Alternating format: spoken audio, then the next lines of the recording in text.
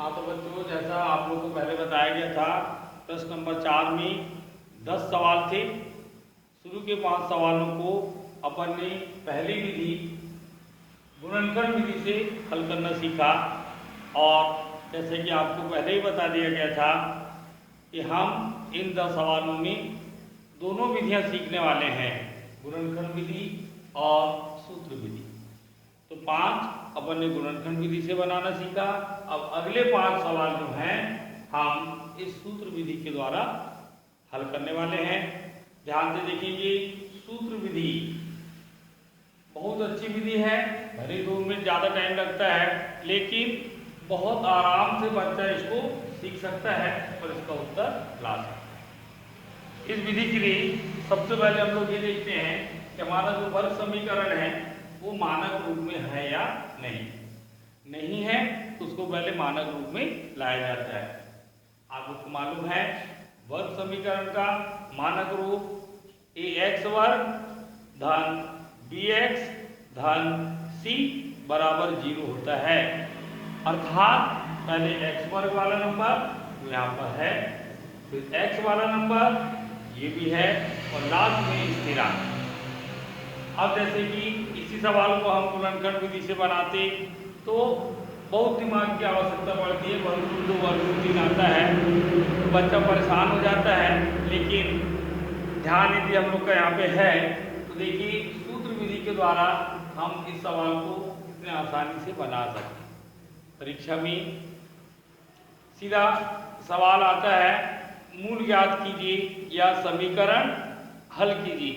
तो हम लोग जो विधि हम लोग को ज़्यादा अच्छी लगे, जो विधि हम लोग बहुत अच्छे से बना पाए, उस विधि से हम लोग परीक्षा में बना सकते हैं। तो चलिए सूत्र विधि का स्टार्ट करते हैं। ये सवाल है, सबसे पहले हम लोग ए बी और सी का मान यहाँ पर निकालें। एक्स वर्ग का जो गुणांक होता है वो ए का मान कहलाता है।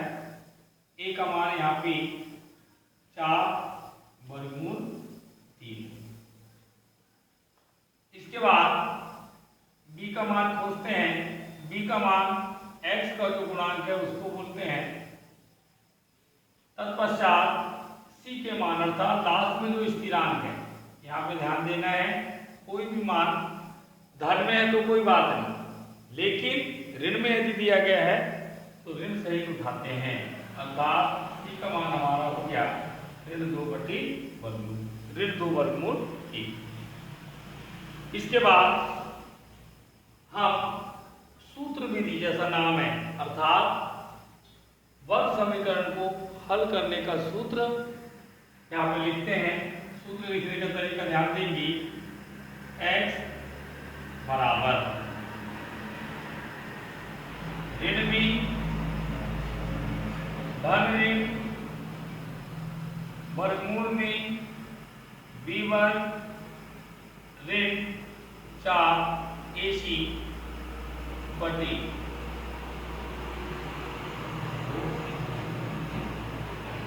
ये सूत्र जो है वर्ग समीकरण को हल करने का सूत्र है। इसी सूत्र को हम श्रीधराचार्य जी के सूत्र के नाम से भी जानते हैं, क्योंकि इस सूत्र का आविष्कार हमारे भारतीय गणितज्ञ श्रीधराचार्य जी ने किया था। इसलिए उनके सम्मान में इस सूत्र को श्रीधराचार्य सूत्र के नाम से भी जाना जाता है। चलिए सूत्र याद कर लिए, लिख लिए।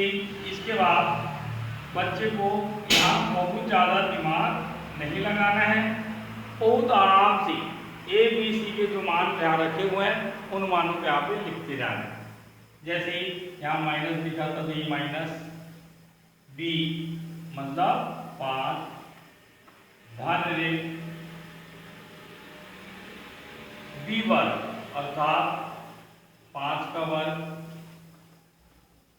ऋण 4 गुणित ए मतलब 4 वर्गमूल 3 इंटू सी मतलब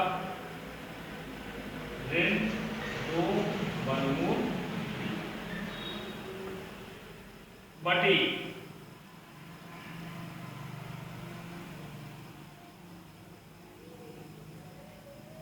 2 a, a मतलब 4 वर्गमूल 3। इस प्रकार बहुत ज्यादा दिमाग इसमें लगाना नहीं, जो मान है इस प्रकार हम लोग को रख देना है सावधानी से। और इसके बाद देखिए सवाल कितने आसानी से हल्का होता है। तो ऋण 5 धन ऋण वर्गमूल। चलिए 5 का वर्ग 5 25। अब ये और ये तीनों नंबरों का आपस में गुणा होता है।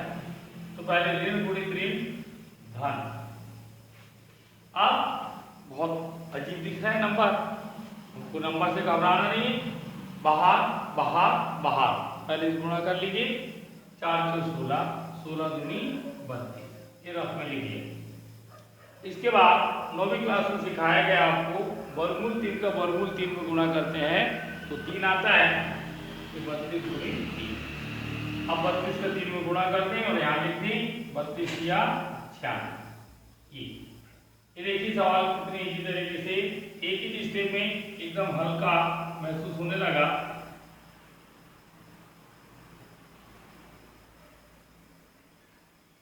ये बटे 2 चौक 8 वर्गमूल 3।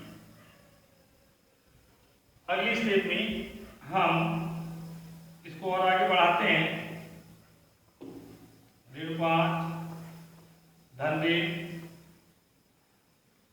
25 और 96 धन तो जोड़ दीजिए 6 5 11 9 2 11 और 1 12। और छोटा हो गया सवाल बटे भी 8 वर्गमूल 3। इसके बाद अगली स्टेप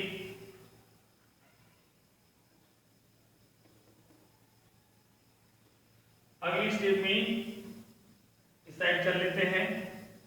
x बराबर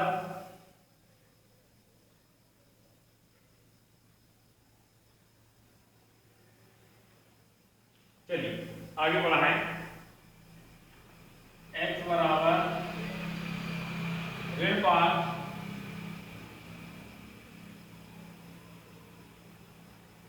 धन ऋण 121 वर्गमूल 121। 11 का वर्ग होता है तो हम लोग वर्गमूल 121 का मान 11 लिख देंगे बटे 8 वर्गमूल। इसलिए बोला जाता है कम से कम 25 तक का वर्ग हम लोगों को याद होना चाहिए। इसके बाद ये वर्ग की आवश्यकता हमको बढ़ती है। जैसे 121 दिखा, बच्चे को तुरंत याद आता है कि 11 का वर्ग होता है, अर्थात वर्गमूल 121 का मान 11 लिख दिया। जैसे यहाँ स्टेप में पहुंचता है, पहली स्टेप में हम लोग यहाँ पर लिखते हैं धन चिन्ह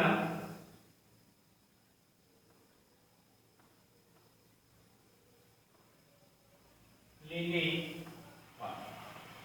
ये, और बाजू में उसकी धन चिन्ह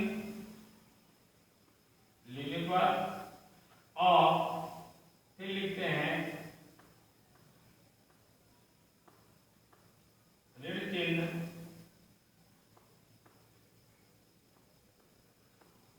लेने पर।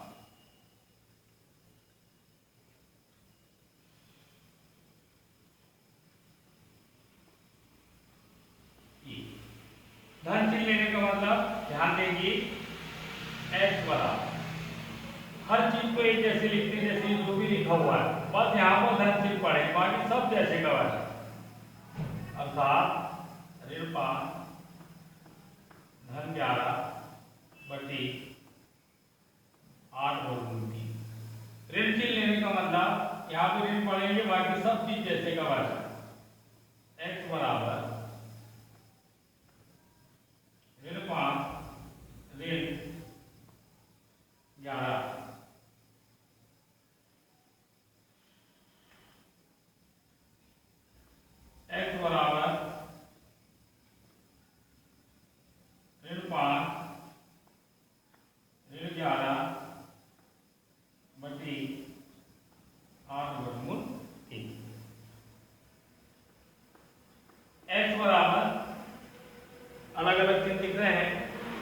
बड़े को छोटा घटा दी, 11 में से 5 गया 6। बड़ी संख्या के चिन्ह ध्यान है तो धन लगाते नहीं है। 8 वर्गमूल 3। वैसे यहाँ पर आया सेम चिन्ह है, संख्या जुड़ जाएगी, 11 और 5 16, वही तो वही चिन्ह लगाती, बटी 8 वर्गमूल 3।